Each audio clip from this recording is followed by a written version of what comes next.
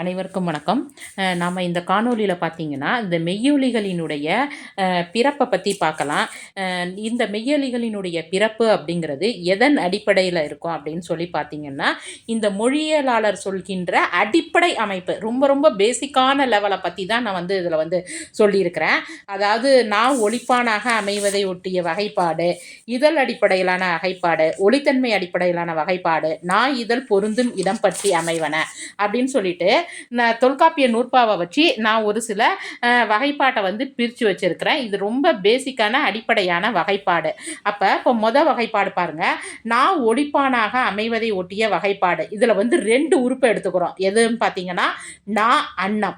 நாங்கிறத 3 பிரிவாக பிரிச்சுக்கிறோம். முதல் நா, இடைநா, நுனினா. அதேமாரி அன்னத்தை பார்த்தீங்கன்னா முதல், இடை, கடை. இதில் மொழியியல் நோக்கில் முதல் நா அப்படிங்கிறது கடைநாவை சுட்டுவதாக நம்ம புரிஞ்சுக்கணும். அப்போ இந்த முதல் நா அன்னத்துக்கு முதல் அன்னத்துக்கு என்ன தொல்காப்பிய நூற்பா அப்படின்னு சொல்லி பார்த்தீங்கன்னா ககர நகாரம் முதல் நா அன்னம். அதற்கு இடைநாக்கு பார்த்தீங்கன்னா சகர நகாரம் இடைநா அன்னம். நுனிநாக்கு பார்த்தீங்கன்னா டகர நகாரம் நுனினா அன்னம் அப்படின்னு சொல்லியிருக்கிறாங்க. இதில் அப்படிங்கிறது கடையெண்ண வெடிப்பொலி. கடையெண்ணத்தில் பிறக்கின்ற, ஏற்கனவே நான் சொல்லியிருக்கிறேன், முதல் நானா கடைநா. அப்போ அதையும் இதையும் பொருத்தி பாருங்க.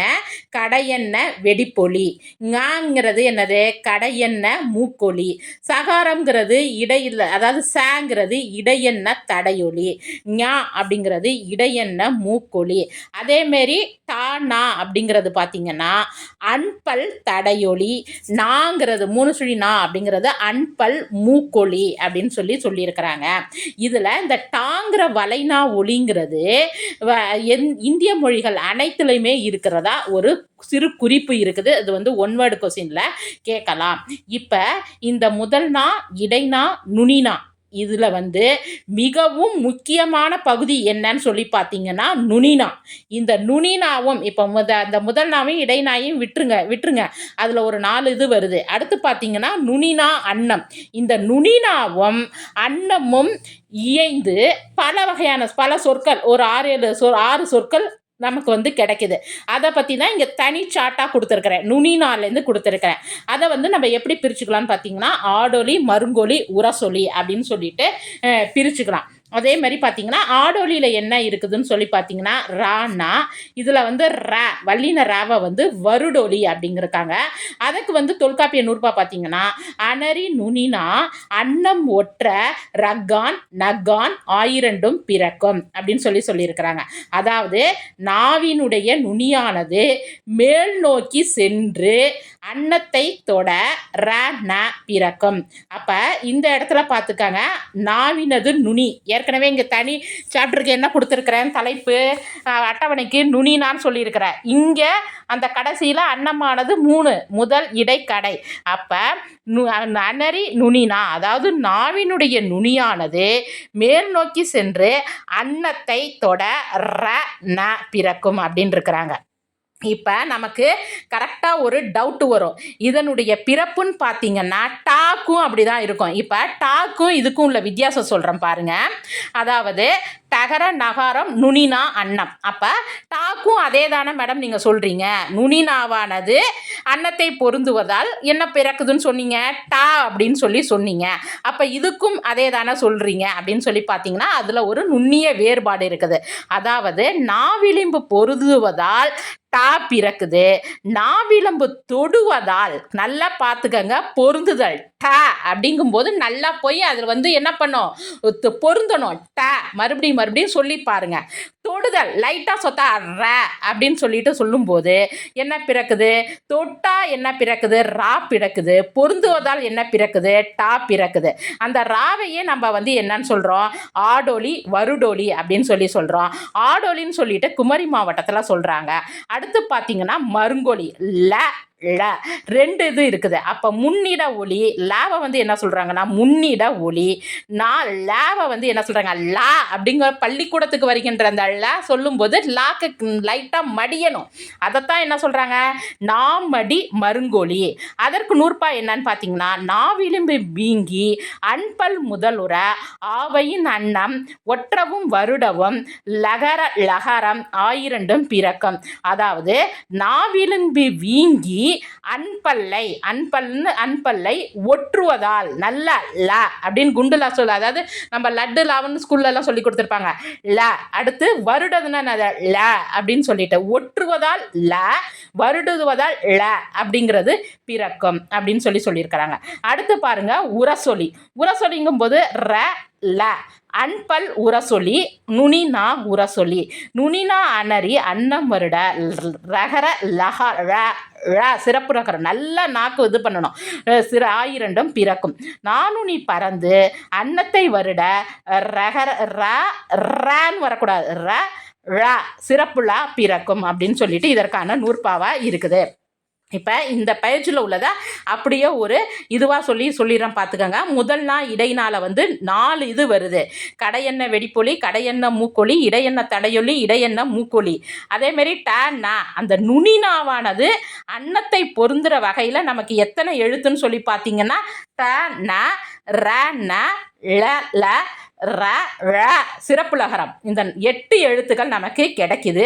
இது எல்லாத்தையும் திரும்ப உங்களுக்கு வந்து சொல்லி பாருங்க. நீங்க உடனே கேட்பீங்க எதுக்கு மேடம் நாங்கள் இதெல்லாம் படிக்கணும் அப்படின்னு சொல்லிட்டு நீங்க உடனே கேட்பீங்க. அதாவது நம்மளுடைய மொழியில் நம்மளுடைய சிலபஸில் பார்க்கும்போது நமக்கு வந்து யாருடைய படைப்புகள்லாம் கொடுத்துருக்குறாங்க. சேவை சண்முகம், தேப்போமி, அடுத்து வந்து யார் சொல்லுங்க பொற்கோ, அதுக்கப்புறம் பார்த்தீங்கன்னா நிறைய, அதாவது நம்ம கால்டுவெல், இவங்களுடைய நிறைய சிலபஸில் கொடுத்துருக்குறாங்க.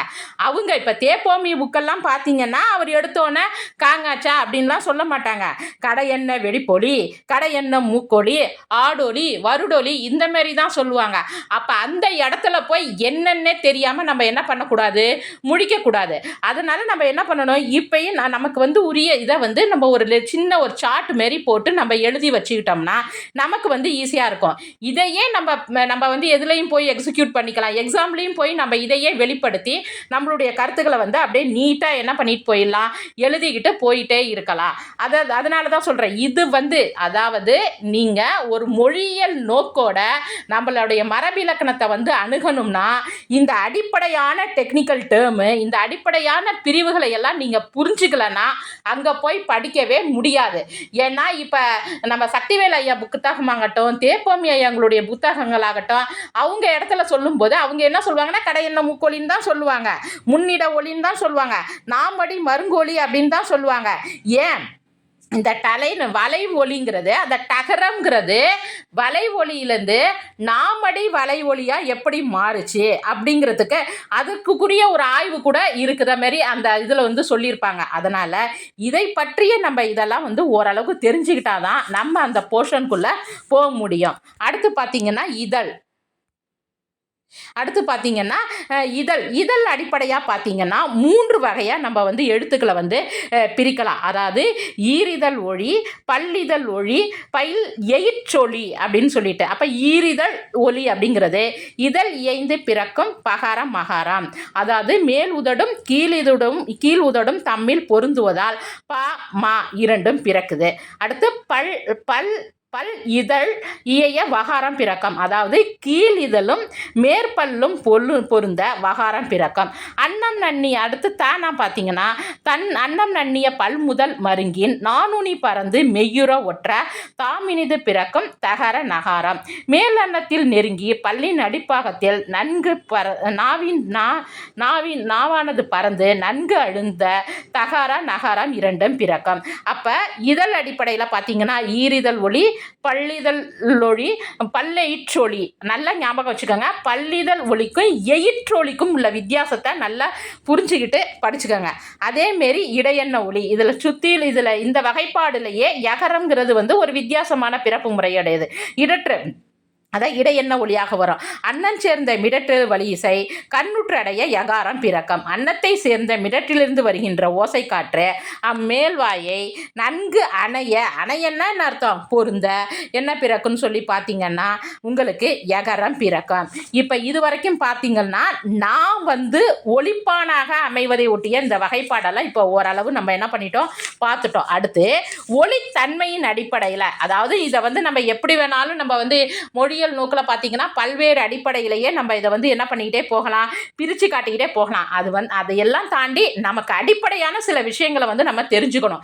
ஏன்னா ஒரு மொழியியல் புக்கை நம்ம படிக்கும்போது என்னென்னே தெரியாமல் அதை சுத்தமாக அப்படியே மனப்பாடம் பண்ணிட்டு போகாமல் இது இப்படி இந்த எழுத்தை தான் இங்கே சுட்டி இருக்கிறாங்க, இது இப்படி மாறி இருக்குதா, அதாவது மரபிலக்கணங்கள் சொல்லுகின்ற பிறப்பு முறையிலேருந்து இன்னைக்கு அந்த எழுத்துக்கள் எப்படியெல்லாம் மாறிட்டு வந்திருக்குது அப்படிங்கிறத படித்துக்கிறதுக்கு இந்த மாதிரியான ஒரு கலைச்சொற்களை பற்றிய நம்ம தெரிஞ்சுக்க கொள்ள வேண்டிய அவசியம் ஏற்படுது. அப்போ ஒளித்தன்மை அடிப்படையில் எப்படியெல்லாம் பிரிக்கலாம் அப்படின்னு பார்த்தீங்கன்னா, தடையொலிங்கிறது கசட தபர, மூக்கொலிங்கிறது ஞகன நமன, உரசொலிங்கிறது சா. இந்த உரசொலியிலேயே குழிந்து உரசொலி, பிளந்து உரசொலின்னு அப்படின்னு சொல்லிட்டு இதுலேயே ஒரு 5-6 வகைப்பாடெல்லாம் வரும்.